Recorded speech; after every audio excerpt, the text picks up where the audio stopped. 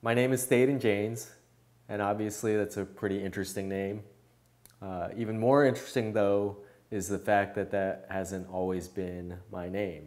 From the time I was 5 months old to the time I was about 9 months old, my name was Kim Dae-chul, which is a Korean name that was given to me by an orphanage in Seoul, South Korea. Before that, I'm not really sure what my name was because I was actually found on the side of a street.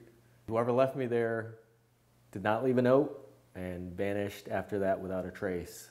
I was adopted when I was 9 months old by a couple who lived in Maryland. They had been trying to adopt a child from Korea for about 9 months, actually. I came to the US on July 5th, 1974, with a large group of other Korean children who were waiting to meet their adoptive families.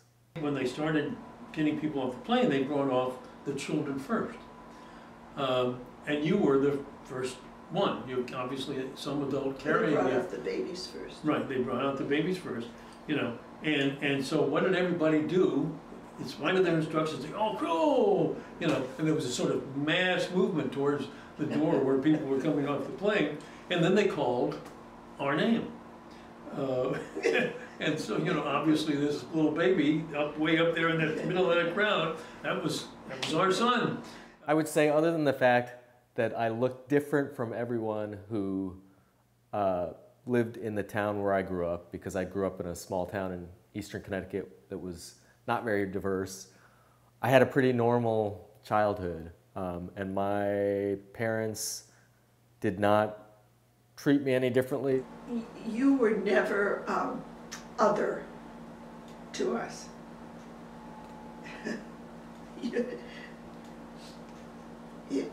We never thought he doesn't have our biology. The minute you were brought to us as a possibility, you were our son.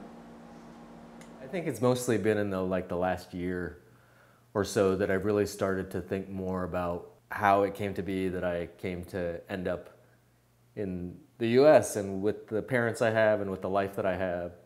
And I think you kind of start to realize that you have a limited amount of time left to do certain things. And I think one of the things that I've been putting on the back burner for a long time is this, which is trying to figure out if there's any way that I could find more information about